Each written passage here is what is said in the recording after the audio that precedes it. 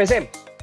Digamos que yo creo que en los últimos años hemos visto cómo cada una de las épocas que está viviendo el mundo les ponemos un nombre. En el tema de la pandemia fue confinamiento, fue resignificación, que yo creo que todos quedamos cansados de la palabra resignificación. El año pasado empezamos a hablar de inflación, este año seguimos hablando de inflación, pero digamos que hay una palabra que empieza a aparecer desde hace algunos meses y tiene que ver con el tema de la incertidumbre que se genera no solo en Colombia, sino en el mundo. Entonces, digamos que hay algunas cosas que nosotros no podemos manejar, hay unas incertidumbres que no puede manejar absolutamente nadie en el mundo, nadie podía prever el terremoto que ocurrió en Turquía, era muy difícil prever hace algunos años el tema del conflicto, pues se venía obviamente hablando del tema del conflicto entre Rusia y Ucrania, pero digamos que era muy difícil prever cuándo y cuáles iban a ser al final las consecuencias de este tipo de cosas. Entonces, digamos que hoy en día la palabra incertidumbre aparece como la palabra de moda. Y como les digo, hay cosas que no podemos controlar, pero sí tenemos certidumbre en algunas otras cosas que como empresa, que como país, que como persona podemos controlar. ¿Listo? Entonces, para empezar, yo creo que es importante, y aunque todos han oído una cantidad de noticias, han visto una cantidad de foros de cómo hemos llegado hasta acá, quiero hacerles un resumen muy rápido, pero muy rápido, que saco de una fuente que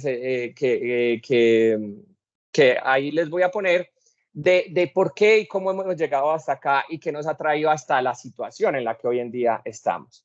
Entonces, digamos que todo empieza, y qué pena me devuelvo tanto, pero yo creo que van a entender este resumen porque básicamente todas las decisiones que se están tomando hoy son decisiones que se han venido tomando desde hace mucho tiempo en el mundo.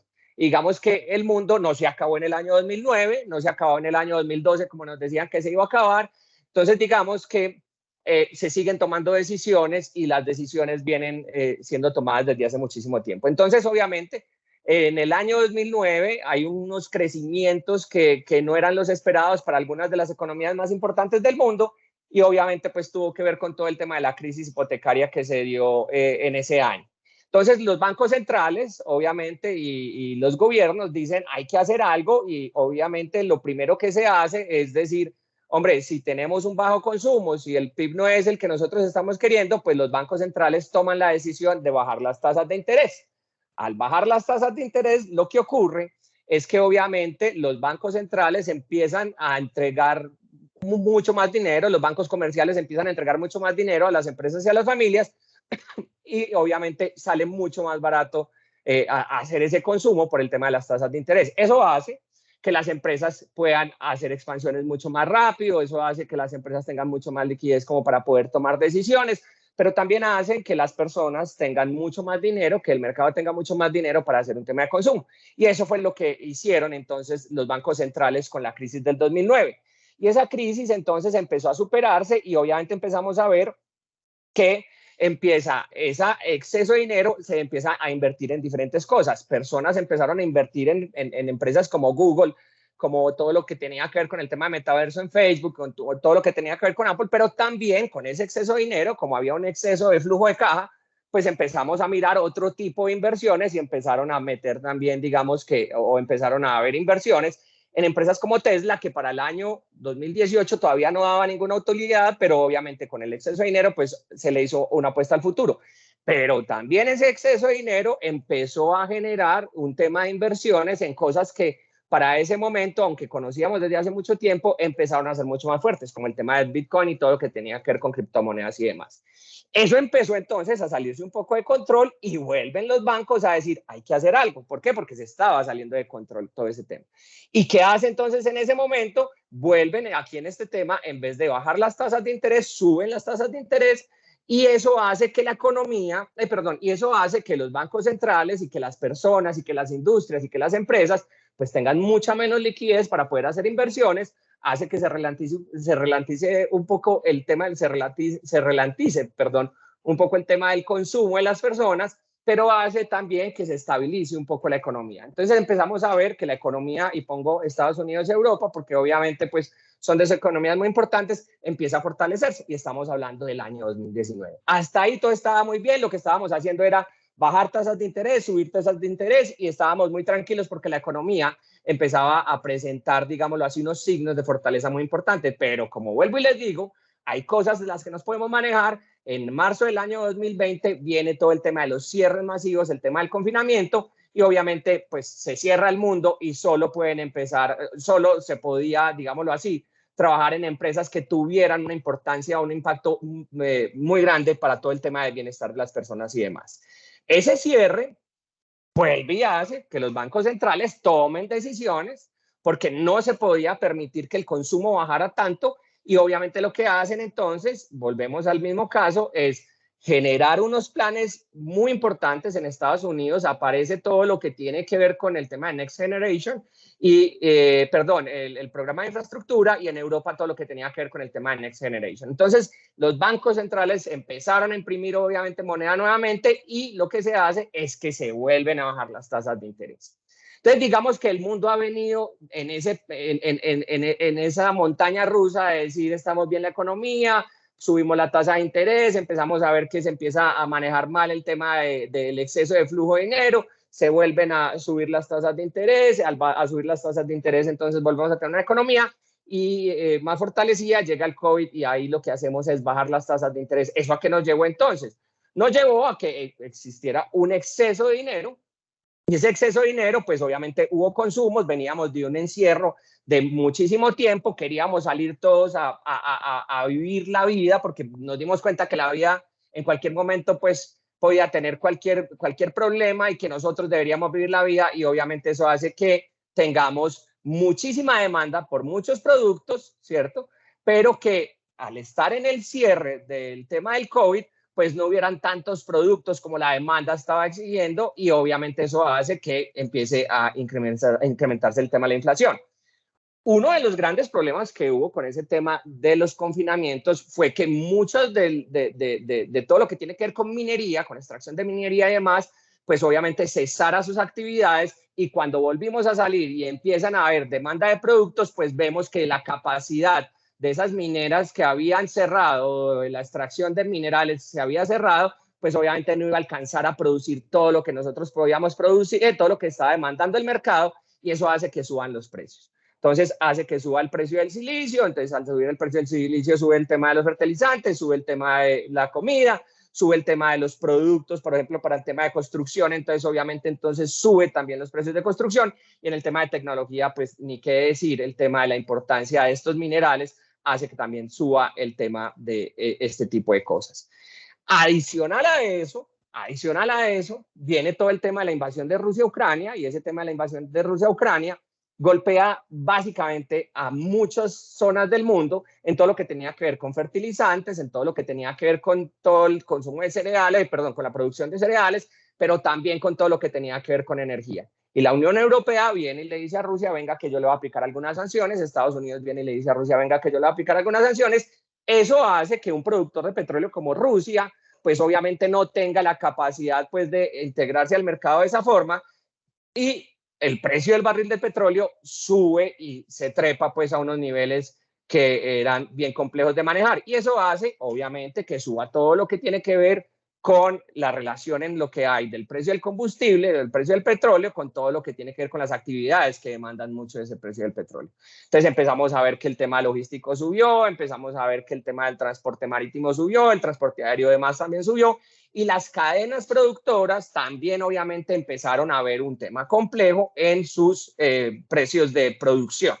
Eso hace, volvemos a hablar, que la tasa de inflación en el mundo se volviera un tema recurrente y se volviera un tema del que todos hablábamos. Yo lo decía hace un año que era muy complejo, hace 2 años, preguntarle a la persona que está parada en una esquina que qué pensaba la inflación. Hace 2 años no veía muy importante el tema, es más, ni se enteraba mucho del tema de la inflación, pero hoy en día vaya, pregúntele a cualquier persona con la que usted se encuentre cómo le ha afectado la inflación, y eso empieza a volverse mucho más preponderante y mucho más constante en las conversaciones. Entonces la tasa de inflación alcanza unos niveles que no se habían alcanzado hace 40 años en Estados Unidos ni en Europa.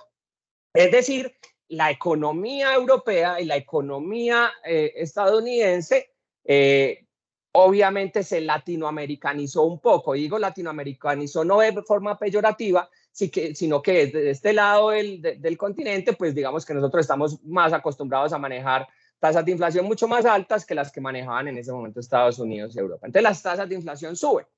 ¿Qué es lo que estaba pasando? Esa inflación hace obviamente que empiecen a ocurrir algunos despidos y en temas de tecnología empezaron a aparecer estos despidos en empresas como Google, empresas como Facebook, en empresas como Amazon y demás.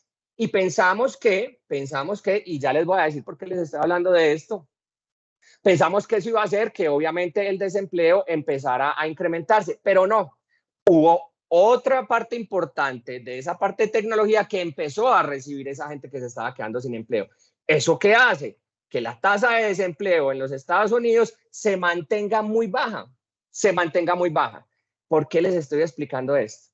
Porque como nosotros estamos tratando en el mundo de controlar la inflación, como lo estamos viendo todos los días, cuando hablan los bancos centrales, cuando habla la Fed, que estamos tratando de controlar las tasas de inflación con tasas de interés, pues obviamente uno dice, si hay desempleo, se va a bajar un poco el consumo, y si se baja un poco el consumo, la inflación va a ceder.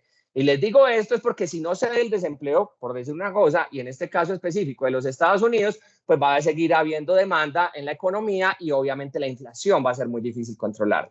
Es decir, y ojo, esto lo digo como Julián Restrepo, persona natural, esto no quiere decir que entonces es bueno que suba el desempleo para que la tasa de inflación entonces baja. No, lo que estoy queriendo decir es que una de las variables, que era el tema del consumo, obviamente no está respondiendo en el sentido, digámoslo así, que el mercado pensó que iba a responder con el tema de desempleo y obviamente ese consumo hace que sea mucho más difícil controlar la inflación. ¿Qué es lo que se necesita entonces? Entonces aquí es un tema polémico. Alguien podrá decir, pero vea, este pues está diciendo que necesitamos una recesión. Yo no estoy diciendo directamente que la necesitemos, pero les voy a poner un ejemplo. Si usted es un caballo y está en una carrera en un hipódromo, usted no puede, y le dicen son 10 vueltas, usted no puede correr 10 vueltas aumentando la velocidad absolutamente todo el tiempo. Usted tiene que controlar un poquito de eso. ¿Por qué? Porque va a terminar cansado y en algún momento pues ese caballo pues, va a terminar estallándose casi físicamente porque pues seguir creciendo pues hace que variables, por ejemplo, y en este caso específico, el tema de la inflación, pues obviamente siga subiendo. Entonces, se necesitaba una recesión. Yo no sé si es que se necesitaba una recesión, si le ponemos ese nombre. Lo que sí necesitábamos era un tema de tener un tema de un crecimiento un poco más controlado para que pudiéramos manejar el tema de la inflación. ¿Cómo nos afecta entonces el mundo? Ahí termino el resumen. Eso es lo que ha venido pasando. Eso es lo que nos trajo hoy en día hasta donde estamos. Eso es lo que hoy en día nos tiene con unas inflaciones bien complejas. Eso es lo que hoy en día nos tiene pensando en cómo controlamos esa variable que nos ha venido aporreando bastante en los últimos meses. ¿Qué nos afecta de lo que pasa en el mundo hoy? Ya se los había dicho, el tema de la inflación. Vamos a ver un poco del tema del Producto Interno Bruto, cómo puede estar, digámoslo así, afectado por el tema de inflación y tasas de interés. Ahorita les voy a mostrar un dato bien interesante. El costo de la energía ha venido subiendo. Hoy el dato de las 8:20 de la mañana en el tema de la inflación de los Estados Unidos demuestra que el tema del costo de la energía empieza a ceder un poco. Entonces, digamos que el costo de la energía había venido siendo un problema, pero ya empiezan a aparecer algunas, digámoslo así, algunas señales de que ese costo de la energía empieza a bajar.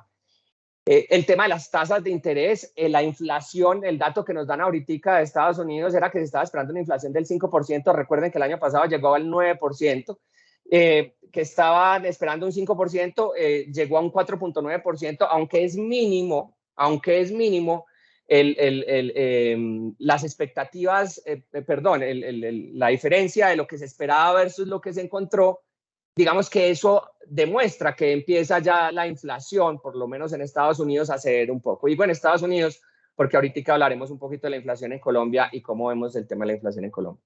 Ese tema de que la inflación empiece a descender un poquito hace que los gobiernos ya empiecen a entender el tema de las tasas de interés y puede que no las bajen, no sabemos, pero no siguen subiendo como han venido subiendo y eso es un tema que hoy en día preocupa a todas las economías del mundo, que las tasas de interés sigan subiendo porque termina afectando el tema del consumo y termina afectando obviamente a la población. Para no meter más y más variables adicionales, centrémonos también en un tema del cambio climático. Ahorita vamos a ver el tema del fenómeno del Niño, qué nos puede afectar en el segundo semestre en Colombia, pero también qué indicadores positivos podemos sacar del fenómeno del niño. Y alguien estará diciendo, pero este señor está loco diciendo que algo positivo vamos a sacar del fenómeno del niño, pero yo soy de los que creo que uno para hacer estos análisis puede tener tres visiones diferentes. Puede tener la visión pesimista y cuando digo análisis completo del entorno. Uno puede tener una posición pesimista, donde diga todo se va a acabar, esto no va para ningún lado. Uno puede tener y eso tiene unas lecturas. Uno puede tener una visión no tan pesimista, una visión estable en donde diga, pues yo no siento ni que mejoro ni que empeoro, estoy acá, quisiera estar creciendo, pero no estoy creciendo. Y hay una que es optimista, que dice, hombre, mire, de todo lo malo yo creo que van a pasar cosas muy buenas, como por ejemplo, pues si se viene un tema de una recesión importante, el tema de la recuperación de esa recesión también va a ser importante. Entonces, si hablamos que la recesión va a ser en el año 2023, la recuperación podría estar en el año 2024 y uno podría prever que las perspectivas económicas para el año 2024 pueden ser mucho mejores de las que pensábamos hace 6 meses y pueden ser mucho mejores de las que vamos a tener en el año 2023 sin ser pesimistas del todo desde el año 2023. Yo les vengo a exponer la posición no pesimista, no normal, no optimista, sino la posición de la lectura de lo que nos dice el mercado. Entonces, ahorita vamos a ver también cómo ese tema del fenómeno del niño puede estar afectando obviamente la economía, puede estar afectando obviamente el tema de la inflación, pero también puede estar dándonos algunas oportunidades, por ejemplo, para el sector del turismo, y lo vamos a ver a continuación. Ahora, y el tema del dólar. El tema del dólar es que yo creo que todos los colombianos hoy en día sentimos que, y eso es un tema estudiado, específico y demás, y es que cuando tenemos un dólar muy alto somos muy pesimistas, cuando tenemos un dólar muy bajito somos muy optimistas. Es decir, compramos diferente y tenemos una sensación anímica diferente en el tema de la compra del consumidor cuando tenemos dólar bajo o cuando tenemos dólar alto. El tema del dólar se ha venido fortaleciendo desde el año 2009. En ese tema del carrusel de subir y bajar las tasas de interés, obviamente el tema del dólar ha cogido alguna fuerza. Frente a los avisos de una posible recesión, sí que ha cogido fuerza, es decir, el dólar se ha revaluado en el mundo, no solo contra el peso colombiano, se ha revaluado en el mundo y obviamente eso hace que desde el año 2009 tengamos un fortalecimiento del dólar más importante. Para hablar un poco de lo que está pasando, ya el dólar hoy, por ejemplo, en los mercados internacionales empieza a demostrar, empieza a ceder un poquitico en ese tema de la revaluación, precisamente por el dato de la inflación de los Estados Unidos, porque obviamente uno intuye, pues si se está mermando la inflación, van a bajar las tasas de interés, obviamente puede hacer inversiones en otro tipo de moneda, en otro tipo de zonas del mundo, y obviamente el dólar empieza a ceder un poco. Nosotros en Colombia, lo que han dicho los expertos, es que vamos a tener un dólar entre 4.317 y un máximo 4.700 en lo que puede estar en los promedios finalizando el año 4.700 o 4.317 si está a la baja. De eso, aunque uno puede, vuelvo y les digo, mirar todas las lecturas que hacen los economistas, obviamente hay unas variables internacionales que afectan el precio del dólar, pero hay unas variables internas que también afectan el precio del dólar.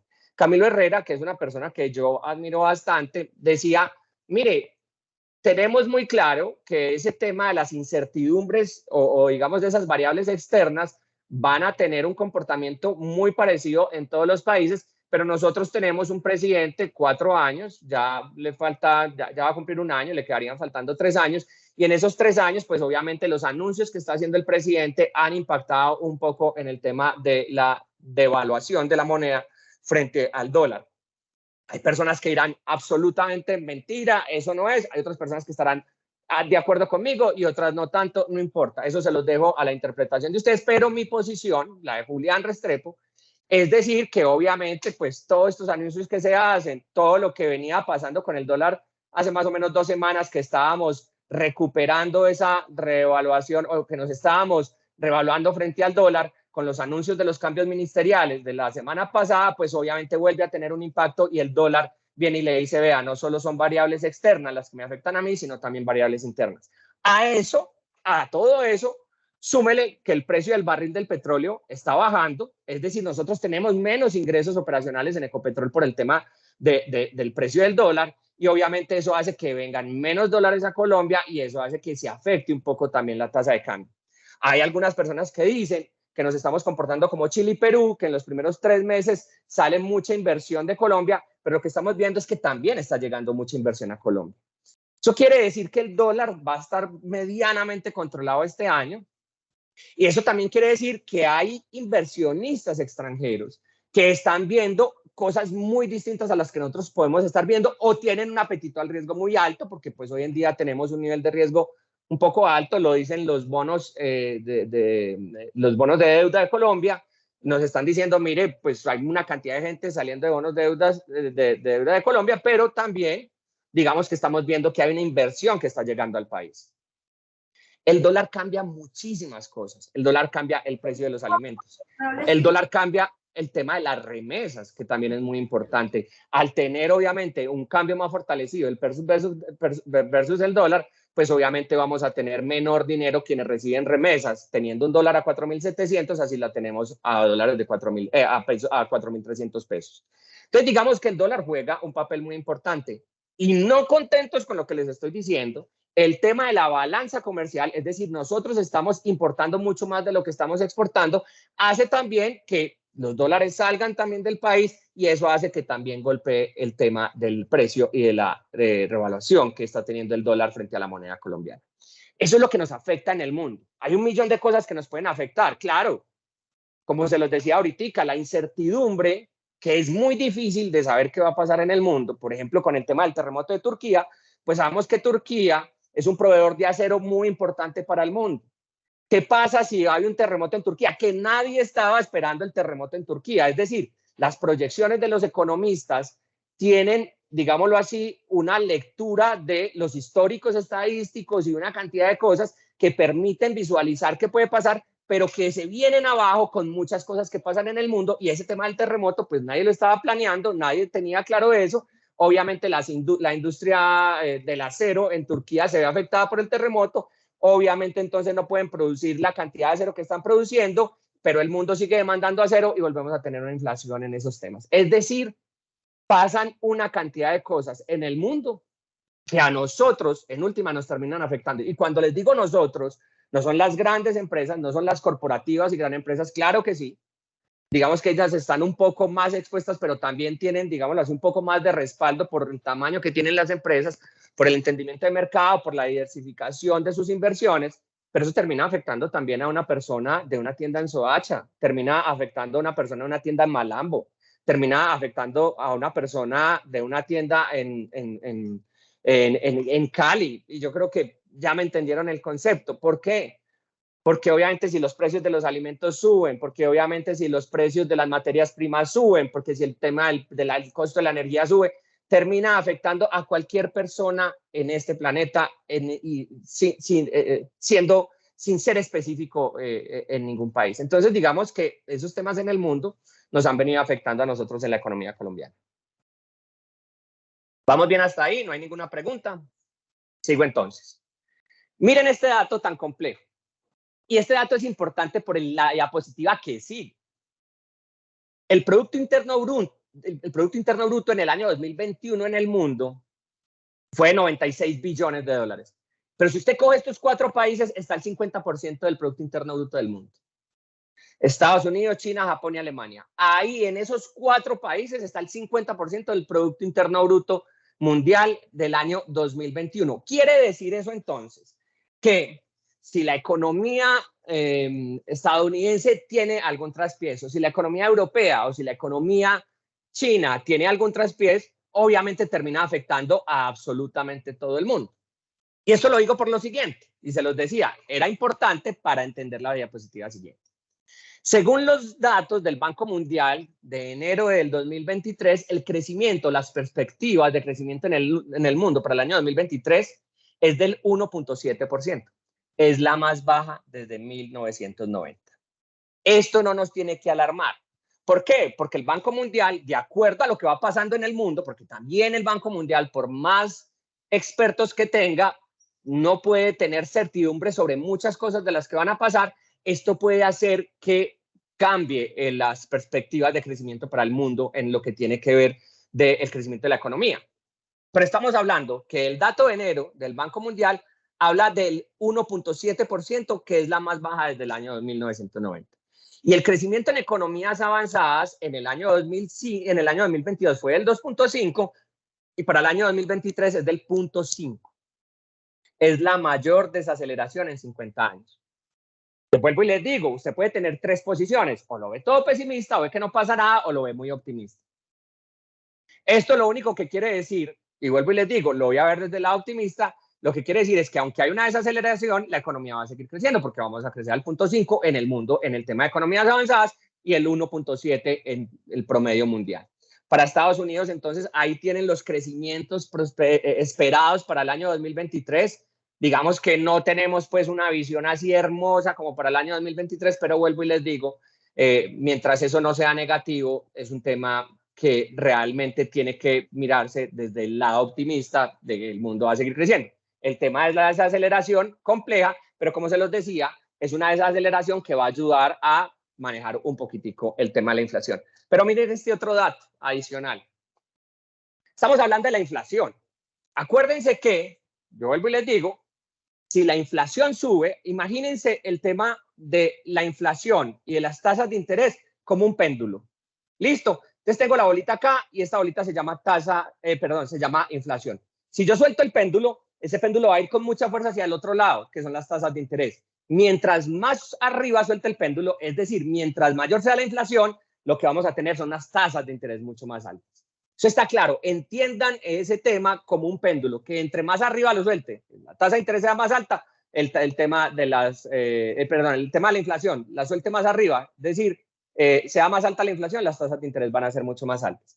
Las tasas de interés promedio en el mundo, y ustedes estarán diciendo, pero venga, este señor, ¿por qué está hablando de las tasas en el mundo si yo soy una empresa de partes automóviles en Bogotá, en no sé en dónde? Pues le estoy diciendo es porque esto termina afectando de la siguiente forma el mundo. Si las tasas de interés promedio en este momento están en el 5% y la inflación no cede y por ende tenemos que subir las tasas de interés en el mundo promedio al 6%, esa subida un punto porcentual del 5% al 6% hace que el PIB del mundo, del que hablábamos ahorita, que iba a crecer al 1.7%, decrezca al 0.6%. Solo subir un punto porcentual de las tasas de interés promedio en el mundo hace que el PIB del mundo se baje del 1.7% al 0.6%. Y eso cambia todo. Eso cambia el tema del consumo, eso cambia el tema del comercio, eso cambia absolutamente todo y nos termina afectando a nosotros. Vuelvo y les digo, en Soacha, en Florida Blanca, en donde ustedes quieran, en cualquier parte de Colombia, nos termina afectando a nosotros. Este era un dato que hace un año daba y es un dato que sigue siendo aproximadamente parecido, pero desde hace muchísimo tiempo, desde hace aproximadamente unos 60 años, nosotros no teníamos un nivel de deuda de los gobiernos como el que tenemos ahora. El 40% de la deuda en este momento es deuda pública. Ese dato no lo teníamos hace 60 años, pero es normal, vuelvo y les digo. Si vuelven al inicio de esta charla, hemos visto todo lo que ha pasado desde el año 2009 hasta el año 2023. Es decir, los estados han tenido que estar dándole la mano a los bancos, los bancos centrales han tenido que estar dándole la mano a los bancos comerciales, a todo lo que tiene que ver con el mercado de empresas y personas, y obviamente eso hace que los países se tengan que estar endeudando bastante. Nosotros hemos venido corrigiendo en la presentación del marco fiscal del mediano plazo del año pasado, que lo hizo el anterior gobierno, pues estábamos viendo que la corrección de la deuda venía presentando unos temas muy importantes. Y esa corrección de la deuda no tenía que ver con que sí es cierto, no tenía que ver con que fuéramos más juiciosos pagando esa deuda que habíamos adquirido durante estos años y sobre el tema de la pandemia, sino que tenía que ver también con el crecimiento interno del país. Recuerden que pasamos de crecer desde el menos 7% en plena pandemia a estar creciendo al 10% en el año 2021 y estar creciendo al 7.5% en el año 2022. Eso hace que obviamente el crecimiento de ese Producto Interno Bruto de nosotros tenga la posibilidad de recaudar muchos mayores impuestos y con el recaudo de esos muchos mayores impuestos, con el precio del barril del petróleo en donde estaba, teníamos mejores ingresos y podíamos estar corrigiendo el tema de la deuda como lo hemos venido corrigiendo. Listo, sigamos entonces. Este tema de la deuda pública es muy importante y ahorita les voy a explicar el por qué. pero les voy a adelantar algo. Una economía se mueve por el gasto privado o por el gasto público. Simple. Repito, una economía se mueve por el gasto privado o por el gasto público. Perfecto. Si la gente está gastando mucho, la economía se mantiene sana y obviamente, pues, sacando aquí pues la variable de la inflación, pues digamos que eso demuestra que hay una economía en crecimiento. Pero si la gente empieza a dejar de consumir, como está pasando ahora, y vamos a ver el dato de cómo pues, se está, digámoslo así, disminuyendo el tema del consumo de los hogares, lo que tienen que hacer los gobiernos es decir, hombre, si no se está gastando privadamente, tengo que gastar desde el público, ¿cierto? Y eso hace nuevamente que tengamos que sacar mucho más dinero para poder tener una cantidad de proyectos sociales, una cantidad de desarrollos en temas de infraestructura, una cantidad de subsidios como los que se están entregando hoy precisamente, que obviamente hacen que las deudas de los estados no sean tan sanas como podríamos estar queriendo o podríamos estar previendo. ¿Qué le espera entonces a Colombia para el año 2023? Estoy viendo aquí la hora, muy bien, vamos muy bien. ¿Qué le espera entonces a Colombia para el año 2023? Listo, hagamos ahí un breve resumen. Miren, lo primero que hay que entender, y ahorita vamos a ver en esta misma diapositiva que esto ya lo hemos vivido, lo primero que hay que entender es que nosotros hemos tenido unas tasas de crecimiento, unos porcentajes de crecimiento anuales importantes, muy americalatinalizados, ¿cierto? Pero hemos tenido años del 2006-2017 del 6.7%, 2011 del 6.9%, y lo que hablábamos del año 2021 y el año 2022 con crecimientos del 11 y el 7.5%. Eso hace que nosotros entendamos que para lo que se viene, tenemos que tener una proyección de crecimiento para el Producto Interno Bruto en Colombia y vamos a ver cuál es la proyección que se tiene. ¿Qué se viene para Colombia? Miren, esto es el resumen de las variables de lo que hoy en día puede estar pasando en Colombia. El resumen de las variables más importantes. ¿Qué se viene? Un manejo de la inflación, un reto enorme en el tema de generación de empleo. El último dato de generación de empleo ha sido muy bueno. Yo lo tenía, ayer lo tenía desempleo. Yo dije, no, voy a tener la visión un poco más optimista. Entonces no voy a poner desempleo, reducción de desempleo, sino que voy a poner generación de empleo. Eso tiene un problema que vamos a ver a continuación. El tema del Producto Interno Bruto, ¿cuánto va a crecer el tema del Producto Interno Bruto? Los datos que da el Banco de la República hablan que el crecimiento puede estar entre el 0 y el 1%, ¿cierto? 0.5%, pero obviamente los bancos tienen algunas visiones distintas, hay unos centros de pensamiento que tienen otras expectativas diferentes, pero lo que quiere decir eso es que podemos estar entre un rango entre el 0.5 y el 1.2%. ¿Por qué estoy diciendo esto? Porque es que venimos de crecer el 7.5%.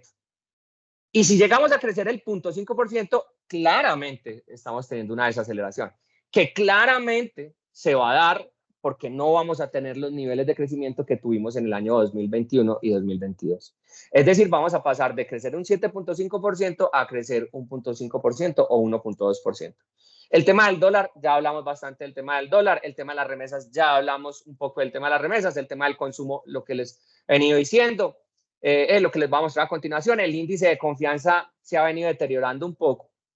El tema de las tasas de interés, unas tasas de interés muy altas, pero las tasas de interés también van a bajar. Entonces, digamos que hay un panorama en este momento complejo, pero un panorama futuro. Si se ve un poco la inflación, vamos a tener unas tasas de interés un poco más interesantes. Lo que espera este gobierno es poder tener una inflación del 8%. Vamos a ver si se logra tener una inflación del 8%. Muchos economistas dicen que es complejo tenerlo, pero sí vamos a creer o se cree que el tema de la inflación va a ser este año. El tema del precio del petróleo está descendiendo en este momento, vamos a tener menos ingresos, pero miren este jueguito de la tercera columna del lado derecho. Y digo miren este jueguito porque les quiero poner un ejemplo que lo ponía el señor Juan Carlos Echeverry, exministro de Hacienda de este país. Y él decía algo en una entrevista que le hacían en CNN. Él decía, mire, primero, este gobierno fue elegido bajo una política o bajo una estrategia y bajo una promesa de cambiar muchas cosas en el país.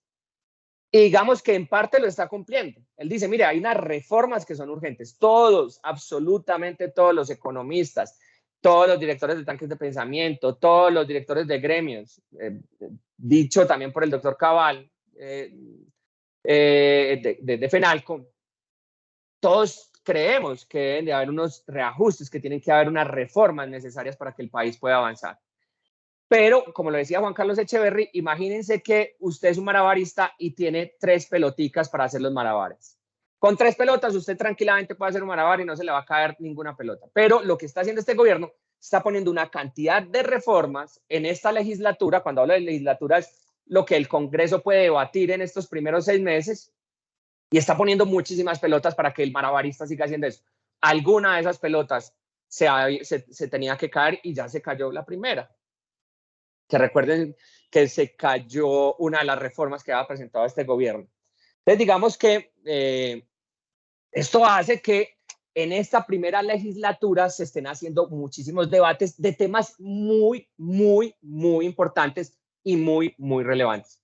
La reforma tributaria está aprobada, la reforma a la salud en este momento está surtiendo todo su proceso en el Congreso, lo mismo la reforma laboral, la reforma pensional, la reforma a la justicia, todo lo que tiene que ver con el Plan Nacional de Desarrollo. ¿Por qué les digo que eso es muy complejo?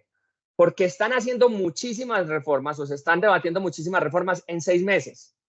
A esta legislatura le quedan menos de 20 días. Es decir, pueden citar a sesiones extraordinarias, que eso es decirle a los congresistas, vean, no les va a alcanzar el tiempo para entregar el trabajo que tienen que entregar.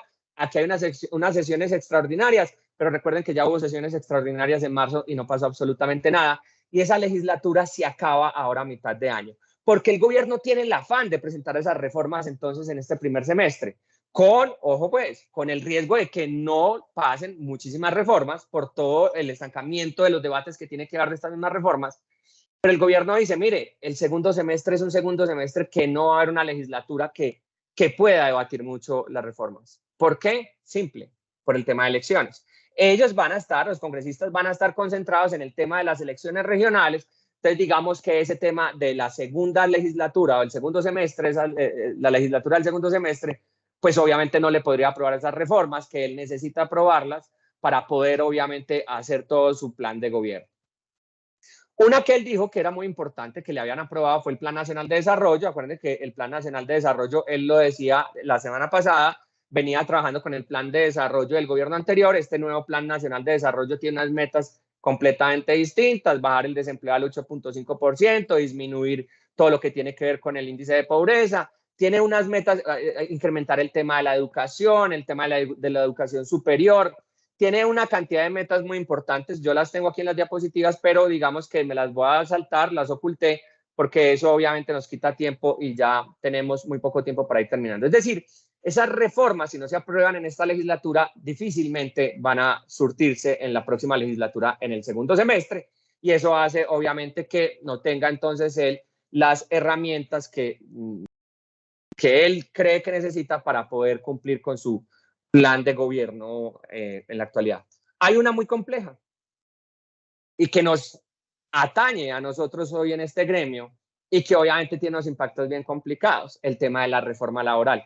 Y aquí me quiero detener un poco para que ustedes entiendan que son los empresarios, que son los héroes realmente, que fueron con los médicos y con las enfermeras y con todos, fueron los héroes en la pandemia, que han venido siendo los héroes en el tema de la recuperación. Los empresarios han venido siendo quienes sostienen el tema de la recuperación en Colombia, pero que también tienen en este momento un tema muy complejo, que van a ser los más afectados con el tema de la reforma laboral.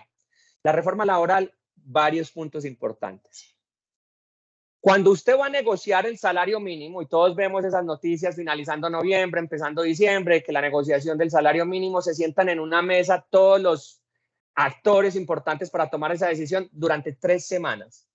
3 semanas para solo estar de acuerdo en cuánto debe ser el incremento del salario mínimo. Ojo, 3 semanas para tomar la decisión de una sola variable. La reforma laboral tuvo 3 horas, 3 días, perdón. 3 horas o 3 días, perdónenme, pero es mucho menos de 3 semanas de concertación. 3 horas, estoy seguro, 3 horas. Es decir, volvieron a sentar a esos mismos actores, les dijeron, venga, concertemos la reforma laboral, y solo tuvieron 3 horas para poder hacer esa concertación. Y estamos hablando de toda una reforma laboral de una cantidad de artículos. Y estamos hablando de que para solo hablar del incremento del salario mínimo se sientan 3 semanas. Es decir, la concertación no fue satisfactoria ni para los gremios, ni para el empresariado, ni para alguno de los actores. Y eso hace que obviamente tengamos una reforma compleja, ¿por qué compleja? Aquí viene. La ministra dice hace 2 semanas que esta es una reforma laboral que no pretende generar empleo. Y es muy complejo lo que está diciendo ella, porque si estamos viendo un tema de una recesión, si estamos viendo el tema de una desaceleración de la economía, si lo que necesitamos es darle mucho más trabajo a personas que están buscando trabajo, es que recuerden que la informalidad más las personas que están buscando trabajo en este momento son 16 millones de personas en los que están informales más los que están buscando trabajo. Eso es enorme, 16 millones de personas. Y que usted diga que una reforma laboral no va en busca de generar trabajo o formalizar el empleo, pues es bien complejo sabiendo que tenemos esa carga de esas 16 millones de personas. Dato más preocupante aún, 16 millones de personas de las cuales el 80% son mujeres. Y cuando vamos a ver la reforma laboral hace que el empresario vea obviamente que todas las expectativas que se tienen o todos los beneficios que se tienen dentro de la reforma laboral lo va a afectar a él independiente pues de cuál sea el sector, lo va a terminar afectando a algunos sectores más que a otros, pero termina afectando también todo lo que tiene que ver con el empleo formal para las mujeres.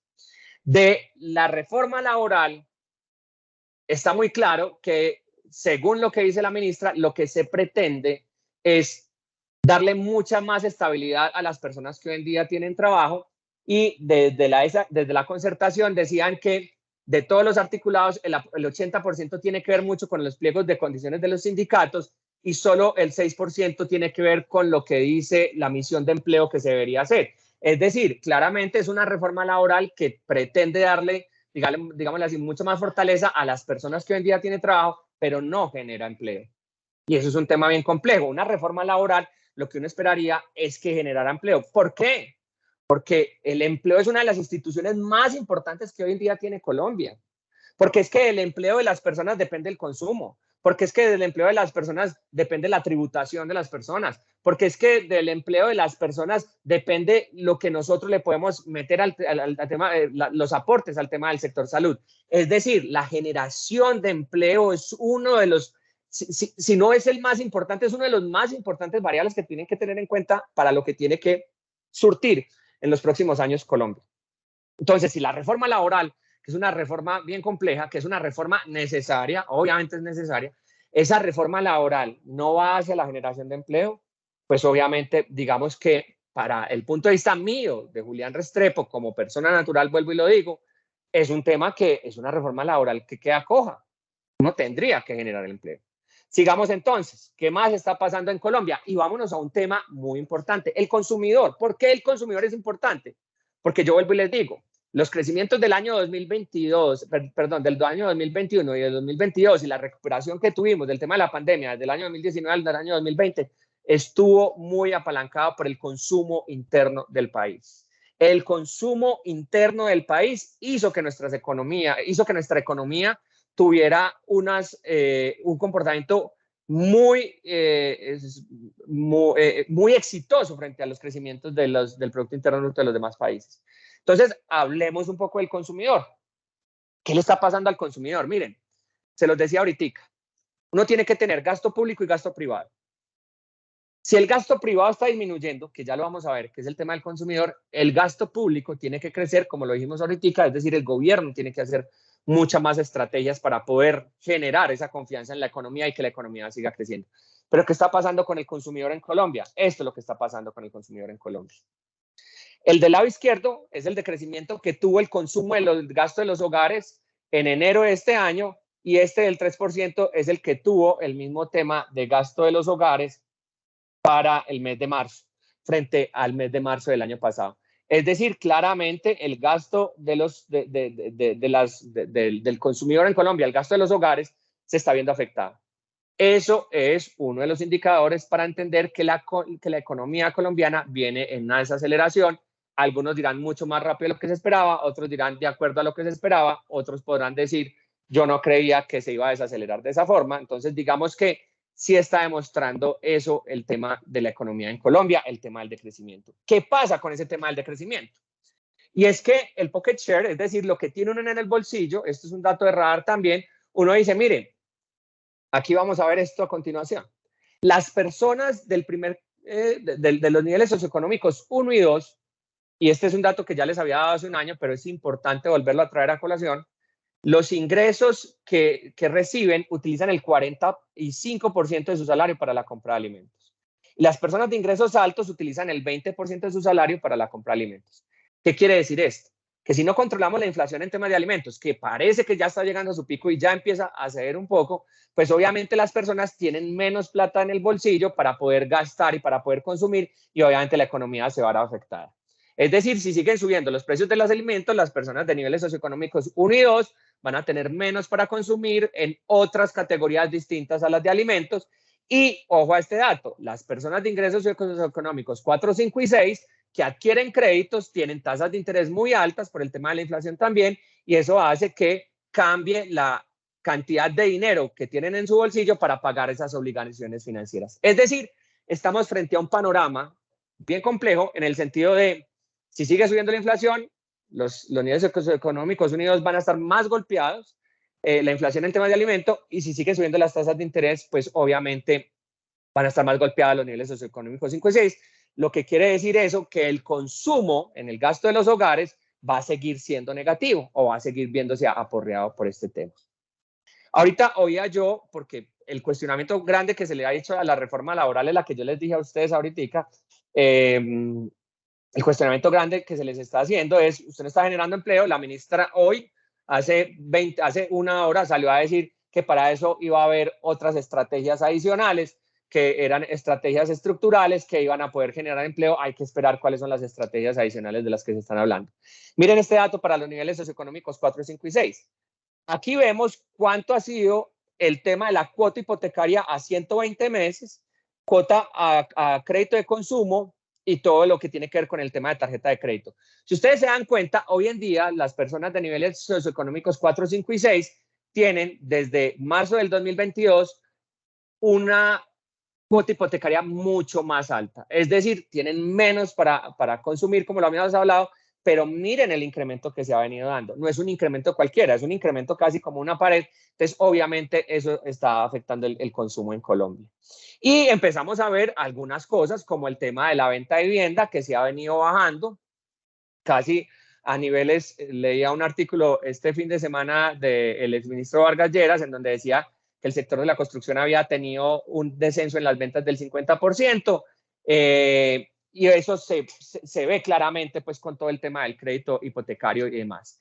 Hace como 3 semanas me invitaron a dar una charla también para el sector de la construcción y yo decía, miren, uno siempre puede decir que es el mejor momento para comprar vivienda. Yo nunca he visto a la directora o a la presidenta de Camacol anterior o al presidente de Camacol de cualquier época decir que no es un momento para comprar vivienda. Y es normal, pues es el presidente del sector de la construcción.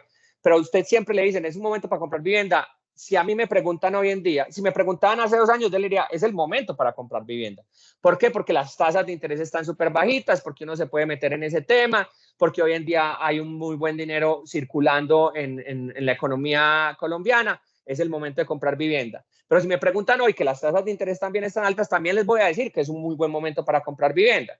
Pues todo el mundo diciendo, pues las tasas de interés están muy altas. Sí, pero las tasas de interés van a bajar. Es decir, usted puede renegociar esa deuda, pero aparte de eso se puede ganar el tema de la ganancia de un apartamento que usted haya comprado, de una vivienda que usted haya comprado. Se va a ganar eso y obviamente las tasas van a empezar a bajar, entonces uno podría decir que es un buen momento para comprar vivienda. Vuelvo y les digo, esto es una posición personal y uno puede decir, desde el punto negativo, no es el momento para comprar vivienda porque las tasas de interés están muy altas. Pues yo le digo, pues compre un proyecto sobre planos, que todavía eso hace y le da una gabela importante de esperar 3 años a que usted obviamente le entregue el apartamento y tenga que desembolsar el crédito.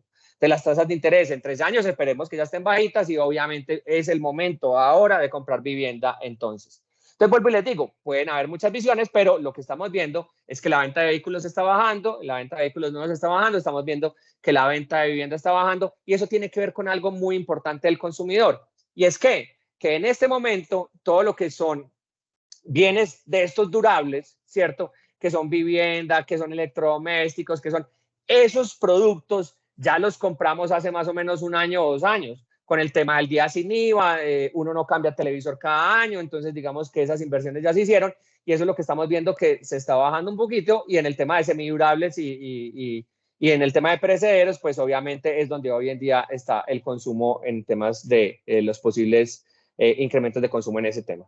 El pocket share, es decir, lo que usted tiene en el bolsillo para poder pagar todo lo que tiene que ser en obligaciones de crédito, no solo hipotecarias, cambió para los niveles socioeconómicos 4 y 5, 6 del 27% al 32% de su pocket share. En este momento se va en obligaciones de crédito. Este es un dato mucho mejor todavía. Entonces uno puede decir, hombre, las expectativas son negativas. Si usted las quiere leer negativas, las puede leer negativas. Pero este calendario lo puse acá por dos razones muy importantes. Y es la siguiente. Por lo general, el consumidor en el primer semestre del año es donde tiene los mayores gastos. Es decir, es donde le pega más duro la inflación. Ah, claro, que le aumentan el salario, pero no a todos los niveles socioeconómicos les aumentan el salario de la misma forma. Entonces hablemos de lo que pasa en el primer semestre. En el primer semestre, la inflación casi que se genera en un 80% en el primer semestre. Es decir, tenemos mucho más gastos. En diciembre nos gastamos la plata de enero, porque en diciembre paseamos, sí o sí paseamos. Así sea a la finca de un amigo o así sea un poco más lejos, paseamos. Es decir, en diciembre nos gastamos, en enero ya estamos recogiendo porque hay que pagar los colegios, porque hay que pagar todo el tema predial, porque hay una cantidad de obligaciones financieras muy importantes en el primer semestre. Y yo les decía ahorita, es mucho más distinto comprar con un estado de ánimo bajito a comprar con un estado de ánimo mucho más alto. Entonces, en el primer semestre se veía un tema complejo. Ya vamos en mayo, ¿cierto? Ya vamos en el mes 5, es decir, ya vamos a sacar la cabeza del primer semestre. ¿Y por qué les decía yo?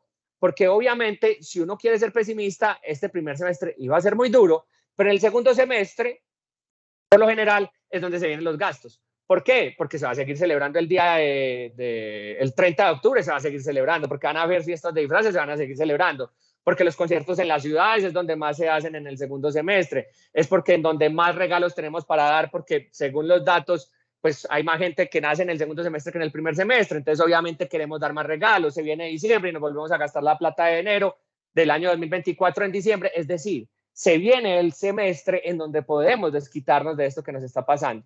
Y adicional a eso, en octubre tenemos elecciones regionales. Y eso cambia absolutamente todo el panorama. Esas son variables muy importantes que hay que entender. ¿Qué le va a pasar a Colombia? ¿Y por qué digo que son panoramas muy importantes? Ya hablamos que en el segundo semestre vamos a tener, digámoslo así, como todos los segundos semestres de todos los años, digamos que una economía que puede generar un poquito más de gasto por todo lo que se viene en el segundo semestre. Pero este año particular, como todos los años de elecciones regionales, tenemos un problema muy complejo. Y ahorita les hablaba de los congresistas en la primera legislatura y la segunda legislatura. ¿Por qué? Porque todas estas reformas tienen un objetivo muy importante, son objetivos muy positivos. La reforma tiene un objetivo positivo. Lo que pasa es que no prioriza los objetivos, ¿cierto? ¿Quién no va a querer que en la reforma pensional le entreguen plata a quien nunca se pudo pensionar? ¿Quién no quiere eso? Todos queremos eso, ¿cierto? Hay una priorización de ese objetivo. ¿Cómo lograr ese objetivo? Es la forma distinta.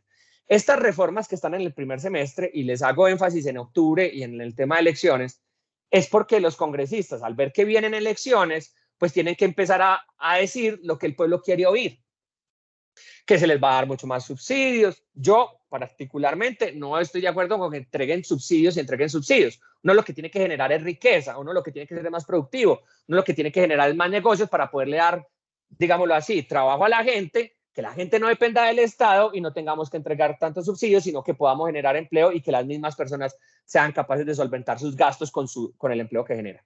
Pero vuelvo y les digo, los políticos tienen que estar oyendo lo que dicen las personas quieren un poco de populismo y obviamente lo que hace eso es que si en octubre hay elecciones, pues obviamente estas reformas estén impactadas por ese ámbito regional de política. Y no me voy a meter en política, pero van a estar impactadas por ese ámbito regional de elecciones. Entonces, obviamente, estas reformas puede que no se les haga un análisis mucho más técnico, un análisis mucho más sensato de cuánto impacta esto en la economía de Colombia y obviamente está muy, digámoslo así, supeditado a lo que tiene que ver con todo lo que tiene que ver con el tema de elecciones. Entonces, el calendario, vuelvo y les digo, el primer semestre ya lo estamos sacando adelante, ya estamos sacando la cabeza, ha sido muy duro para muchísimos.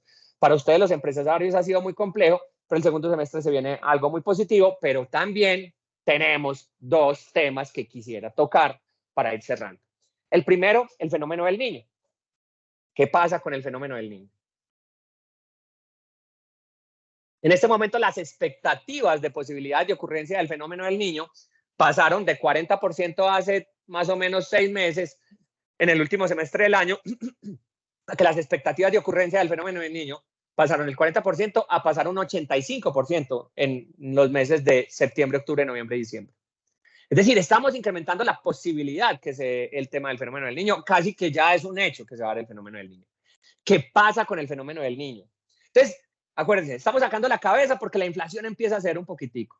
La inflación de alimentos empieza a ceder un poco. Esa inflación de alimentos hace que haya mucha más plata disponible en los niveles socioeconómicos unidos para poder comprar otro tipo de cosas porque la inflación empieza a bajar. Si empieza a bajar esa inflación, pues obviamente las tasas de interés también empiezan a bajar, entonces también los estratos 5 y 6 se van a ver beneficiados, 4, 5 y 6. Pero ¿qué es lo que pasa? Si hay un fenómeno del Niño, tenemos menor productividad en el agro, tenemos problemas mucho más grandes en temas de sequía, tenemos unos niveles de los embalses que hoy en día nos dejan tranquilos para producir energía. Acuérdense que nuestra matriz energética depende mucho de la energía producida por el agua. Los embalses en este momento tienen unos promedios muy interesantes y ya los expertos han dicho que pase lo que pase con el fenómeno del Niño, este año no vamos a tener un desabastecimiento en el tema del recurso hídrico y por ende pues el tema de la energía va a estar garantizada y no vamos a tener apagones, que sería un tema bien complejo para la productividad de este país, pero la energía tiende a volverse un poco más cara.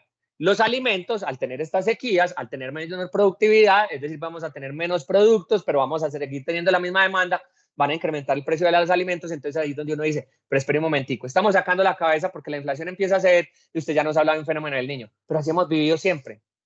No es el fenómeno del Niño por primera vez que lo vamos a vivir. En el año 2016 tuvimos fenómeno del Niño, aumento del IVA, tuvimos el paro nacional, tuvimos reforma, tuvimos de todo. O sea, no es primera vez que nosotros vayamos a hacer esto. Pero el fenómeno del Niño, pues sí avecina y ese fenómeno del Niño tiene algunas consecuencias en el costo de la energía, por ende, el costo de la producción de los productos puede obviamente verse afectado y el costo de los alimentos también puede verse afectado. Ahora, hay que entender algo. Recuerden que ustedes como empresarios lo saben mucho mejor que yo. Usted no pone el precio de lo que le está costando hoy. Es decir, su producto no vale por lo que le está costando hoy. Su producto vale por lo que le va a costar en un futuro. Es decir, usted tiene que hacer la compra de materias primas para poder producir lo que va a producir ahorita en agosto, la tiene que empezar a comprar desde hoy, ¿cierto? Entonces, si usted está viendo que los precios se van a encarecer, pues obviamente los productos van a terminar siendo producidos un poco más caros.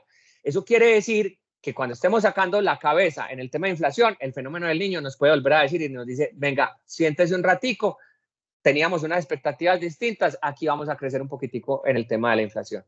Pero no falta el que también dice, y hablaba con personas del sector turismo, y yo le decía, pero el fenómeno del Niño también, y perdónenme, yo no sé si esto es dantesco, lo que voy a decir, pero el fenómeno del Niño también trae menos lluvias, y trae menos lluvias, pues es mucho mejor viajar a algunos sitios turísticos. Entonces el fenómeno del niño entonces también trae calores, temperaturas muy altas. Esto hace que todos queramos buscar zonas un poco más frías o zonas del Caribe en donde podamos estar mucho más tranquilos con este tema, porque pues vamos a vacacionar en piscinas, en todo lo que tiene que ver con eso. Entonces lo que digo yo es, a algunos los afecta, pero a otros los termina beneficiando el tema del fenómeno del Niño también. No todo es malo, es un tema muy complejo, pero obviamente lo que les estoy diciendo es, miren, a las cosas negativas hay que mirarles el lado bueno, y aquí no estoy queriendo parecer pues un tema de coach, pues de decirles, venga, que aquí todo va a estar bien. No, lo que les estoy diciendo es, haga un análisis de cuál es el riesgo suyo. Ahorita oía el tema del riesgo país. El riesgo país es como nos califican a nosotros los inversionistas en el mundo. Dicen, no, mire, invertir en Colombia es muy riesgoso, pero digamos que ese riesgo país puede estar subiendo, bajando, y uno como empresario debería tener un riesgo sectorial también. Es decir, qué tanto las variables externas van a afectar su sector, porque eso hay que hacerlo ahora. No hay que esperar a que pase para tomar decisiones una vez usted ya tiene el agua en el cuello, sino empezar a mirar cómo tiene la capacidad de prever esas decisiones. Y yo siempre soy de los que les digo, cada vez que hablo con algún empresario o me toca ir a dar una charla a alguna empresa, yo le digo, mire, una de las cosas que yo más le agradezco a la compañía en la que actualmente trabajo es que nos entregó una capacidad, es la capacidad de observar el entorno. Y esto no es un chiste, o esto no es una palabra simple y sencilla. A nosotros nos dijeron, mira, hay que mirar muy bien cuál es el entorno para usted saber qué es lo que se viene y usted pueda tomar decisiones en su trabajo que obviamente puedan impactar beneficiosamente a las empresas. Y yo soy de los que digo, las empresas deberían tener un tema de observatorio. Estos espacios que entrega FENALCO son muy importantes porque nos permite a nosotros prever lo que va a pasar, entender un poco más el entorno y saber cómo nos vamos a preparar. Pero el tema de la observación es muy importante. Hablamos entonces del fenómeno del niño y sigo adelante y se viene la otra, la reforma laboral. Y en el informe que saca el Banco de la República en el día de ayer ya dice, mire, a 3 o 4 años, por los costos de la nueva reforma laboral, se pueden perder 450.000 empleos. Y aquí ya estamos metidos en una nueva discusión porque ya obviamente el gobierno empieza a decir, ese no es un dato tan cierto, aquí vamos a generar empleo de otras formas con otras estrategias estructurales, pero el Banco de la República está diciendo, mire, el impacto de la reforma tributaria, los costos laborales en el tema de la reforma tributaria van a hacer que se pierdan aproximadamente 450.000 empleos en un periodo de 3 a 4 años. La reforma laboral es un tema que nos va a impactar a nosotros como empresarios. Es un tema del que yo creo que ustedes ya se han preparado muy bien. Es un tema de quienes están en la parte de restaurantes, servicios de vigilancia, todo lo que tiene que ver con servicios, todo lo que tiene que ver con horas extras, los va a terminar aporreando. Y ahí hay que tomar decisiones sobre ese tema. Y las decisiones que están diciendo los expertos es que los empresarios se van a ver abocados, de acuerdo a estos costos, a tener que despedir personas. Por esto, este tema de la reforma laboral, por esto, este tema de las ponencias que se están presentando en este momento, por eso el debate de la reforma laboral a todos nos importa. Y eso ha hecho que cambie todo lo que tiene que ver de la relación del ciudadano común con el gobierno de turno. Porque hoy en día sí nos sentimos que partícipes de esas decisiones y creemos que tenemos que tomar parte de esas decisiones. Por eso hoy en día vemos entonces las presiones que se ejercen sobre el gobierno para poderle decir, venga, esta reforma laboral que usted me pidió que concertáramos en tan poquito tiempo, pues es una reforma que es de pronto, como lo dice también el doctor Cabal de FENALCO en el Foro Económico del Colombiano, venga, mejor archivémosla y construyamos una con todos los actores para que obviamente haya el beneficio y haya mayores beneficios para quienes hoy en día tienen trabajo, pero cómo generamos trabajo en vez de destruir trabajo. El tema de la reforma laboral, un tema bien complicado, pero miren, y aquí empieza a pasar otra cosa. Este es un dato de ACOPI, de la encuesta de ACOPI del año pasado, perdón, de inicios de este año, pero hablaba del último trimestre del año pasado, y dice lo siguiente, yo creo que todos estamos, o sea, uno ya sabe que es ChatGPT, pero si a mí me decían que era ChatGPT en noviembre, no tenía la misma noción de lo que tengo hoy en día como noción. Es decir, cuando vemos un panorama tan complejo, cuando vemos unos mercados aporreados, cuando vemos un consumidor aporreado, cuando vemos una inflación muy alta, usted lo que tiene que aumentar es su productividad. Es decir, hacer más a menores costos o hacer mucho más rápido los temas a los costos que tiene actualmente para poder, digámoslo así, suplir el mercado. Y el año pasado le preguntaban a los empresarios si usted había utilizado alguna de las tecnologías de inteligencia artificial. Hoy en día eso ha cambiado. En 6 meses ha cambiado radicalmente. Tan radicalmente ha cambiado que los mismos creadores de la inteligencia artificial están diciendo, hey, ya, espere, pare un momentico. Vamos muy rápido, debemos parar un poquitico con el tema de inteligencia artificial, veamos a ver cómo vamos a manejar este tema de la inteligencia artificial, porque ha crecido muy rápido en los últimos meses. Tanto así que el año pasado, cuando le preguntaban a las empresas si usted había utilizado inteligencia artificial, todas las empresas habían dicho que no. El 92%, de todas las empresas, el 92% de las empresas encuestadas habían dicho que no habían utilizado nada de inteligencia artificial. La industria manufacturera dijo, yo no la he utilizado en un 92% de las empresas de la industria manufacturera consultadas. De la construcción, 93.2%, del comercio, 95.1% y de servicios, el 88.6%. Yo estoy absolutamente seguro que si hacemos esta misma encuesta a hoy, 6 meses después, yo estoy seguro que el porcentaje tiene que haber una variación. Hoy en día estamos entendiendo que para temas de comunicación con el cliente, ojo, el cliente es una audiencia, todos somos audiencias. Ustedes hoy en día están siendo una audiencia mía. Eso es lo que hay que entender. Lo que hay que entender es que el tema de comunicación de las empresas hoy en día es fundamental. Hoy en día tienen audiencia las empresas. Hoy en día tienen audiencia las marcas, que es distinto a las empresas. Hoy en día tienen audiencia las personas, porque hay influenciadores. Hoy en día ellos tienen audiencias. Hoy en día hay que hablarle a una audiencia. Y para hablarle a una audiencia hay que entender cómo hablarle. Y la inteligencia artificial está cambiando absolutamente todo eso. Hoy en día podemos hablarle de una mejor manera a las audiencias, pero tenemos que tener mucho cuidado con ese tema. Por eso les digo que esto tuvo que haber cambiado en el último semestre. Y peor aún, entonces le dice, venga, ¿y usted en qué ha utilizado todo el tema de inteligencia artificial? Y aquí vemos como unos números, pero en los más grandes dicen en tecnologías que automatizan flujos de trabajo o asisten en la toma de decisiones. Automatización de procesos robóticos basados en inteligencia artificial. Pero la inteligencia artificial tiene una cantidad, digámoslo así, de vectores que son muy importantes. Tiene una cantidad de verticales en las empresas, en talento humano se puede utilizar la inteligencia artificial, en temas de mercadeo sí que se está utilizando inteligencia artificial, en temas de producción se está utilizando inteligencia artificial, en temas de entendimiento de mercado se está utilizando inteligencia artificial.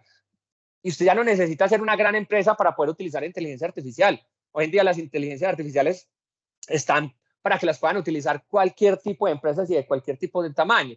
Lo que hay que entender es para qué la va a utilizar. Tampoco es meterse en una moda por meterse en una moda. Hay que entender, vuelvo y les digo, el entorno, lo que se le he dicho desde el principio, hay que entender el entorno para saber qué esa inteligencia artificial puedo aprovechar yo para poder hacer ese ejercicio con el tema de la inteligencia artificial.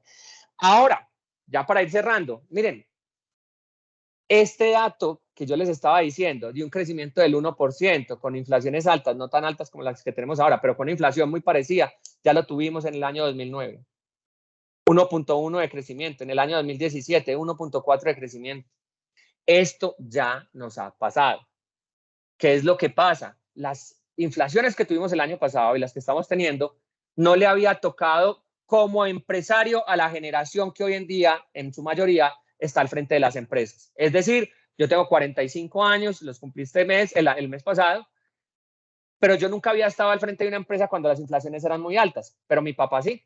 A mi papá sí le habían tocado inflaciones muy altas al frente de empresas o haciendo parte de empresas y obviamente ellos entendían cómo manejar todas esas variables que teníamos en Colombia, que hemos pasado, no las voy a mencionar pues así como por decir es que Colombia no, pero hombre, nosotros hemos salido adelante de un tema de un narcotráfico complicado, de un tema de orden público complicado, de unos temas de unas recesiones muy complejas como las que tuvimos en el año, desde el año 98 hasta el 2002, y a ese súmele la situación de orden público, y a ese súmele la inflación, y a ese súmele la caída de la inversión extranjera directa. Es decir, Colombia sí sabe cómo salir adelante de estas crisis. Lo que pasa es que quienes hoy en día están al frente de esas empresas, pues no les había tocado manejar empresas con esas inflaciones en su mayoría. Es decir, uno va y le pregunta a un gerente del año 1990 que uno viene y le dice, tengo una inflación del 10%, le va a decir, no, hermano, eso no es nada. Yo manejé inflaciones mucho mayores al 10% y ahí sigue la empresa viva, y ahí sigue la empresa todavía sostenible y sigue una empresa competitiva. Lo que quiero decir es, hombre, sí, hay temas muy complejos. Hombre, sí, hay noticias muy complejas a nivel internacional, pero esto ya lo hemos vivido. Y si ya lo hemos vivido, lo que tenemos que entender es que hay unas empresas que, bajo el sentido común, que vamos a llamar empresas defensivas, bajo el sentido común, es decir, si esto ya ha pasado en algún momento, y aquí les voy a poner el ejemplo de la empresa para la que actualmente trabajo, es decir, Sura, hombre, si uno dice, si esto ya había ocurrido en el año, como ya les había hecho, en el año 2009 y en el año 2017, venga, ¿cuáles fueron las empresas que en ese año manejaron mejor las cosas? Porque esas son las empresas que me van a comprar a mí y eso es lo que yo debería hacer inteligentemente, hacer como empresa defensiva, utilizar el sentido común y decir, yo a quién le vendía como empresario en el año 2009, a quién le vendía para saber a quién le tengo que vender en un escenario muy parecido al que tenía en el año 2009. Y si usted no existía en el año 2009, tranquilo que hay una cantidad de información de lo que hoy en día tenemos, de cómo se manejaron esas empresas cuando hubo unas variables tan parecidas como las que tenemos hoy en día en temas económicos. Si no pasa nada, ese es el panorama que tenemos para el año 2023. Si no pasa nada, pero pueden pasar muchas cosas, tanto positivas como negativas. Y ese es el mundo en el que hoy en día estamos. El mundo es una nave que viaja por el espacio, porque eso es el planeta. Viajamos por el espacio a una redonda velocidad y no sabemos qué es lo que se nos viene en un futuro. Pero sí podemos prever con toda esta información que nosotros somos capaces de recoger. Y vuelvo y les digo, aquí pasé muy rápidamente porque tenía solamente una hora. Aquí pasé muy rápidamente, pero podemos ahondar cuando quieran en alguno de estos temas. Podemos hacer una profundización en cada uno de estos temas. Uno tiene que tener una cantidad de información para tomar decisiones. Mientras ustedes, empresarios, tengan mejor conocimiento de su sector, tengan mejor información de su sector, las decisiones van a tomarse mucho mejor que si no tuvieran esa información. Yo por eso soy de los que digo que estos espacios se han empezado a volver tan relevantes, y a mí que me toca ir a varios foros económicos, uno cada vez va viendo que los foros económicos empiezan a tener un perfil de personas mucho más jóvenes, un perfil de personas, digámoslo así, mucho más variado, pero también ha incrementado el número de personas que quieren tener conocimiento sobre estos temas para saber qué es lo que va a pasar en su entorno de acuerdo al sector al que pertenece. Ahora, finalizando, hay que decir lo siguiente. El Plan Nacional de Desarrollo, que ya fue aprobado la semana pasada, tiene unas metas y esas metas corresponden a unos sectores. Y esos sectores lo que le están diciendo es, mire, si ahí es donde se va a atacar la meta, si ahí es donde se va a atacar el desempleo, en ese sector es donde está apalancado todo el tema del crecimiento del Producto Interno Bruto, porque lo dice el Plan Nacional de Desarrollo, hacia allá van a ir los dineros del gobierno, hacia allá van a ir los dineros. ¿Cómo lo va a afectar a eso usted en la empresa? Hay que entender el entorno para saber cómo lo está afectando. Y obviamente, pues yo vuelvo y digo, me quedaré siempre acá en este país. Creo que tiene uno de los mejores futuros que uno pudiera imaginarse. Yo creo que hoy en día estamos entendiendo mucho mejor los mercados. Yo creo que hay un tema urgente de diversificar los riesgos en las empresas. Hoy en día las empresas tienen que entender de mercado de capitales un poco, porque eso fue lo que salvó las empresas en Estados Unidos, que no todo estaba en todo el tema del core del negocio, sino que había una parte de sus ingresos que iban para un mercado de capitales. Hay que entender mucho mejor cómo protegerse de todos esos posibles riesgos, y nosotros pues obviamente hacemos parte de un sector que obviamente hace eso, visualizar los riesgos y mirar cómo preveemos y protegemos los riesgos, pero hay que entender que hay que diversificar, y una de las mejores formas de diversificar es el tema de exportación, y con esto los dejo. Nosotros estamos haciendo un proyecto en estos momentos de internacionalización. La internacionalización es cómo logramos que empresas sean capaces de exportar. Y en muchas de las conversaciones que hemos tenido con empresarios, le decimos, venga, ¿y usted por qué no exporta? Entonces nos dicen, hay varias razones, les voy a decir las tres primeras. La primera, no, es que mi producto no es para exportar. Entonces uno le dice, ¿cómo así? ¿Ya verificaste en algunos mercados? No, pero es que yo no creo que este producto sea para exportar, es que es muy costoso exportarlo. Y uno dice, pero no has hecho ningún ejercicio de mercado. No, el desconocimiento de la capacidad de exportación de su producto es una de las primeras barreras para la exportación. La segunda, uno dice, no, es que es muchísimo papeleo. Pero hay empresas como Empresasura que lo acompañan en ese tema de internacionalización, de darse cuenta que obviamente si hace un trabajo juicioso, puede que sea un poco engorroso, un poco burocrático el tema del proceso para exportar, pero una vez usted exporta, una vez no deja de exportar. Es factible que sí, pues si se acaba la empresa o si el mercado al que usted iba, pero usted una vez le coge ese apetito de exportar, usted quiere seguir exportando, y eso hace que se diversifique el riesgo. Y el tercero es que uno dice, pues que no tengo plata para exportar, y yo creo que ahí siempre hay formas de buscar, obviamente, financiamiento para ese tipo de exportaciones. Dicho esto, y ya con esto termino, lo que les quiero decir yo es, mire, el año 2023 lo que nos presenta son retos. ¿Son retos nuevos? No, son retos que ya hemos visto cómo se manejan en el mundo desde hace muchísimos años. O sea, que son retos que son superables. El mundo no se acaba en el año 2012 por los aztecas, no creo que se acabe en el año 2023 por absolutamente nadie tampoco. Es decir, el mundo va a seguir necesitando alimentos, va a seguir necesitando servicios, va a seguir necesitando una cantidad de productos, va a seguir necesitando comunicación, va a seguir necesitando clientes, va a seguir necesitando consumo, y nosotros hacemos parte de un tejido empresarial que responde al tema de servicios, al tema de alimentos, al tema de productos, al tema de entretenimiento que ha crecido tanto, que la gente cree que el entretenimiento no es importante. El entretenimiento es absolutamente importante para la economía en el mundo. Entonces yo creo que el panorama que se viene para el año 2023 es muy complejo si usted no entiende los retos, pero puede ser un poco más llevable si uno entiende los retos. Y obviamente, si hoy en día, como les digo, hay personas que son capaces de sentarse con ustedes como empresas, que en algunos casos no cobran absolutamente nada, de sentarse con empresas a decirle, Fenalco, yo estoy seguro que tiene una cantidad de programas que permiten eso, de decir, venga, cómo entiendo mucho mejor mi entorno y cómo me preparo mucho mejor y cómo adquiero nuevas capacidades. Y si no, pues ya estamos mamados de que este señor no salga en YouTube, siempre hay una última opción para poder hacer todo el ejercicio. Muchas gracias. No sé si hay alguna pregunta. Julián, muchas gracias. Dejamos un espacio para nuestros afiliados, quien quiera hacer preguntas, alzar la mano o por el chat.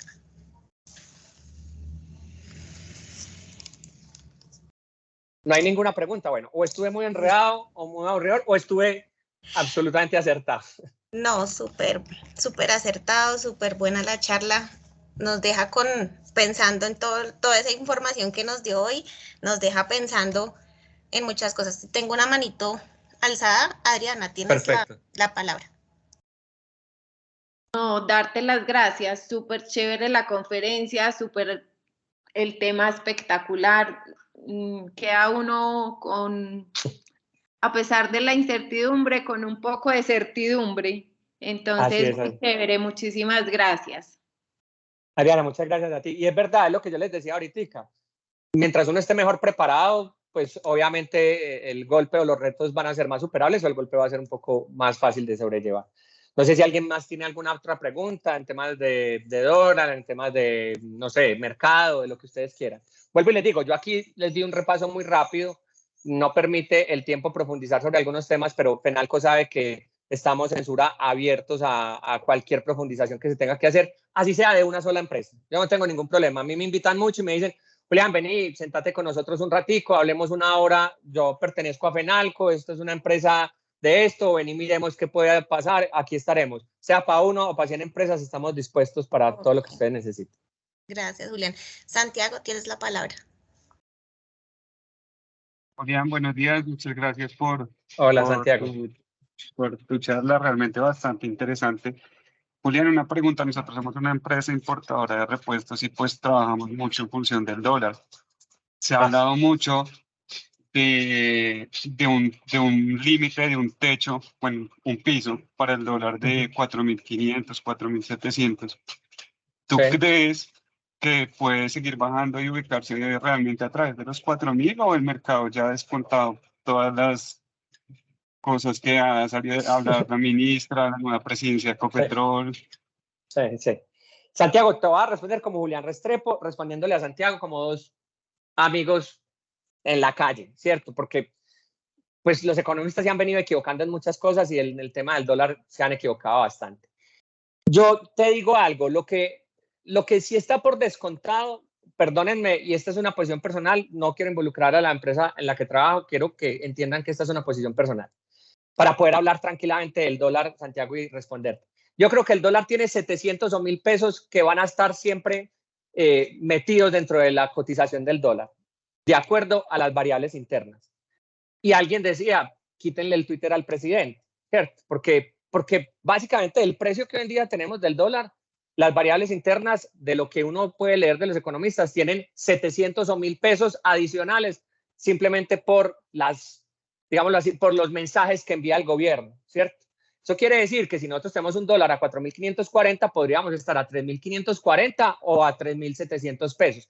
Si nos comportáramos como se están comportando las monedas en América Latina y si seguimos como se está fortaleciendo o devaluando el dólar. Entonces, digamos, Santiago, que hay una parte del valor del dólar que está entre 700 y 1.000 pesos, según lo que dicen los economistas, que vamos a tener encima de nuestros hombros durante los próximos 3 años.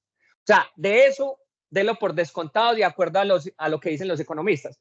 ¿Por qué? Porque es muy difícil que este presidente no diga lo que está pensando, ¿cierto? Y obviamente eso hace que los mercados tengan un tema bien complejo. Es muy difícil que la ministra de Minas y Energías no diga lo que está pensando. Y eso hace que también afecte el precio del dólar. Pero también Ricardo Bonilla, que estábamos viendo que estaba reemplazando al ministro Campo, vimos que cuando se hizo ese reemplazo subió el dólar, pero cuando ya el ministro Bonilla empezó a dar las declaraciones esta semana, vemos que hubo una corrección en el precio del dólar. Sin embargo, vuelvo y les digo, Bonilla no es capaz de atajar todos los mensajes que va a estar dando el gobierno y sus ministros, y eso hace que obviamente tengamos de 700 a 1.000 pesos dentro del precio del dólar colocadito, Santiago, durante 3 años que nos faltan. Ahora, de las variables internacionales, yo vuelvo y te digo, la inflación está subiendo, está cediendo ya en los Estados Unidos. Esperamos que la Fed empiece a bajar el tema de las tasas de interés, que las empiece a bajar de una manera interesante. Al bajar las tasas de interés, digamos que el apetito por el dólar empieza a desaparecer un poco y eso hace que las variables externas nosotros vamos a poder tener un tema para bajar.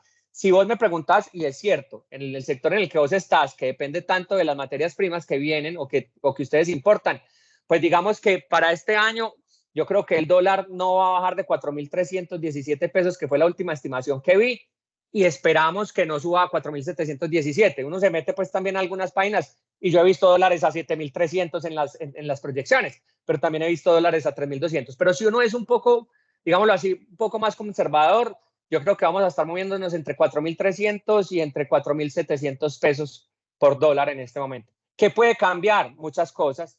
Pero, Santiago, acórdate de lo que estamos hablando. El precio del barril de petróleo para abajo. Es decir, nos van a entrar menos dólares. La inversión saliendo, pero también una inversión extranjera entrando, ¿cierto? Una inversión extranjera directa entrando. El tema del turismo también está creciendo, entonces hace que muchos dólares también lleguen acá. Entonces yo creo, Santiago, que, y si querés, te dejo ahí mi contacto y podemos hacer un análisis ahí, vos y yo, más adelante, y nos sentamos y hablamos carreta un rato.